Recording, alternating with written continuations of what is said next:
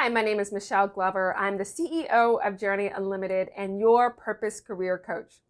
Now, this Friday, I want to talk about a subject we all love, and that's icebreakers. Okay, I saw you roll your eyes at me, as many people do when they see icebreakers on the agenda. Because many people think, okay, we have more important topics to discuss, and this is this fluffy topic that we really don't have time for. Or they think, this is just a space filler for time as people show up late. This gives us a later time to officially start the meeting. Or you could be like some people who you're so busy focused on what you're going to say during the icebreaker conversation that you pay no attention to what was said around you. And no judgment wherever you fall. But I want you to think of this, that these icebreakers could be ways to advance and develop in your career. And you may be thinking, okay, Michelle, that's a little bit of a stretch, but I'm going to give you 3 ways to use icebreakers for your career development. But let's start here. Let's first reframe icebreakers, because most of us have kind of a negative connotation when we think about it. And icebreakers, they're used to warm the ice and help create these relationships. But what if we thought of it as this? Not icebreakers, but links. These conversations are about connecting the links in our chain to help us build in these authentic, genuine relationships.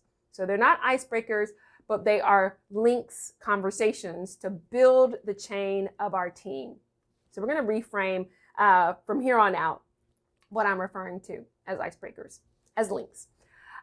So let's start. The number one way you can use these links conversations for career development is that it helps in that know, like, and trust factor. So the caveat here is trust is your performance. So I've got to assume that your performance is on par. So if not, you need to work on performance first. But then it's the know, they know who you are, but do they like you? And this is a way for people to get to know the authentic you. One of the biggest perceptions that people have about leaders is that they only want to talk business. That is not the case. Leaders want to get to know the authentic you. They want to know your story. And they want to know what you're passionate about, what fuels your fire, what you do outside of work. You know, one of the tests that some leaders may use in interviewing is the airport test. You say, Michelle, what's an airport test? It's like this hypothetical scenario where leaders think, if I were stuck at an airport with this person traveling for business, would I enjoy the conversation? Which is kind of like the like factor. And how to increase that like factor is for you to find connections and common ground with other people. And the way to do that is to share your own authentic story and journey and, about yourself. So one of the things I share during these links conversation is that I was born in Utah. So yes, military brat, born in Utah and Granger, Utah. And during one of the conversations, and I was sharing that, one of the leaders was like, oh, I love Utah. I lived there for a while. I like vacationing there. And here are some of the places and recommendations I have. And because I shared, I want to go back to Utah to visit one day, back to my homeland, to visit. And so we started our relationship or discussion built on where I was born. And then from there, we built a bigger working relationship by just getting to know each other. But it started with there. So someone who on the surface, I wouldn't have anything in common with, we found common ground, which helped in that like factor. I had a client and she was preparing for a big meeting. And one of the things she said, Michelle, this is the question they ask, who I admire. And I'm just going to say Michelle Obama. I love Michelle Obama. Hello, Michelle. But I said, but do you know Michelle? I mean, you know her, the perception of her, you know, the imagery, you know what she, how she comes across, which again, love her. But you don't have an authentic, genuine relationship with her. So let's talk about someone you do know. And when she said, who do you admire in your personal life?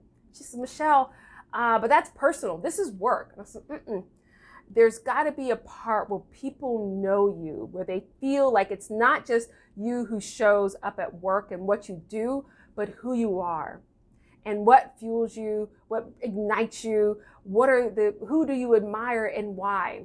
And so as I talked to her, she shared about her grandmother and, her grandmother at the time being entrepreneurial, thinking about generational wealth from, someone who one would think, from the time as well as being a Black woman, people wouldn't consider her even thinking about generational wealth. It's like, not my grandmother. She was entrepreneurial and was always trying to create the legacy. And so as she shared that with me, I said, let's talk about that instead. So yes, she went to the meeting. Yes, she shared more about her grandmother and why she admired her. And she goes, Michelle, people were asking me questions and I really felt like I was connecting in a deeper way. And I said, I don't want to say I told you so, but I told you so. But for you, I want you to think about, again, to the level of your comfort, how can you let your light and who you are shine in what you do? Because in those links conversation, you are building that like factor where people are going to not only know you because they know you, but they also got to trust your performance, but they think, oh, I like this person. And we're going to build from this, we're going to build relationships. And those relationships are what refer you for opportunities. Trust me, trust me, trust me. Okay, so we talked about know, like, trust factor. Also, from a career development, when you know someone and like someone, it helps bring down conflict. I was working with the team and they had all kinds of conflict in the team and lack of synergy, lack of collaboration. And so we started our team discussion with the links conversation. And we did one of my favorite link activities, which was building a team resume. So they had to work together to create their team resume, and that's highlighting their collective experiences, their collective education, their collective strengths and certifications. And so they're having to come together and say, hey, all of these things that when we work together, look at the strength of our team.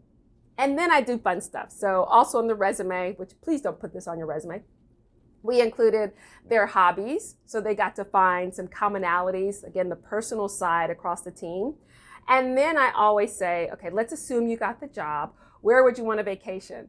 And so they had to collectively come up with their dream vacation spots. So a fun link activity where they see when we work together how powerful we are as a unit versus working siloed. So it helped them in that sense from a relationship building, which helped kind of alleviate conflict. But also when we talked about hobbies, they found that there were things that they do that they like amongst one another that then helped encourage dialogue. So someone who was a certified bartender, someone who did event planning, someone who liked interior design, someone who liked DIY projects. But they started to find things to help bridge conversations where they didn't talk before. So at the end of this meeting, and side note, yes, we did some, also conflict resolution activities and discussion. We also did some working and workshopping around working as a team. But because we started the conversation where people put their guard down, it made them open to hear for the remainder of the meeting. And so this team that came in not wanting to do this workshop, kind of was like, okay, this is a whole day. I have other things to do. Left the session laughing and really connecting and enjoying. We had a very productive session because they let their guard down. So in side note, that was something that was sustainable, that they said, hey, we're going to work together. And now I'm going to ask Johnny for something. And Johnny knows Michelle, not just, the person over the accounting. So Johnny knows Michelle. So we're having a conversation first, and then we talk about business. So that can help you in terms of if there's conflict within a colleague and amongst the team. Once you get to know each other, that can help people put down their guard to build the relationship and the link in the chain. And so finally, third piece of advice to help you in your career development when it comes to these links conversation is it just can help you enjoy the people you are around. I say this a lot. We're at work a lot, a lot, a third of our lives in a working atmosphere. Imagine how much better it would be if you actually enjoyed the people that you work with. Now, I'm not saying you got to go out for happy hours, you got to hang out on the weekends, but I'm saying just find where there is commonality and have discussions and get to know your colleagues. Because once you have those relationships, it could just make coming to work more fun. Now, I will say one of my top values is laughter. I've got to be in environments where I'm laughing and having a good time and enjoying the people that I'm working with. It's just a given. It doesn't mean that it's because we are exactly the same people, but it's because I can find things in you that's fun or that we enjoy, and that's where I'm going to stay in that lane with you. So we can build the relationship so at the end of the day, we both enjoy coming to work. So I encourage you. So yes, I hope now you're not rolling your eyes at me when you hear the word links conversation and you're going to use that instead of icebreakers, but you can see how you can use this for your career development. Because again, it's not what you do, it's who you are. And when you show up who you are in your authentic self, that will help elevate what you do. So Michelle Glover, thank you so much for tuning in to our Friday afternoon get together. So much for tuning in, and I hope there are some nuggets that you learned to help you in your journey to purpose to career alignment. But I'll do this also. I will include a downloadable for that icebreaker, that team resume icebreaker, because I love it so much. Oh, links, see, messed up myself. That links activity, I will include that. You shoot me an email, I'll make sure you get that, because it is a great activity for teams to look at how they operate collectively and the strength of the organization. So Michelle Glover, thank you so much for tuning in, and bye for now.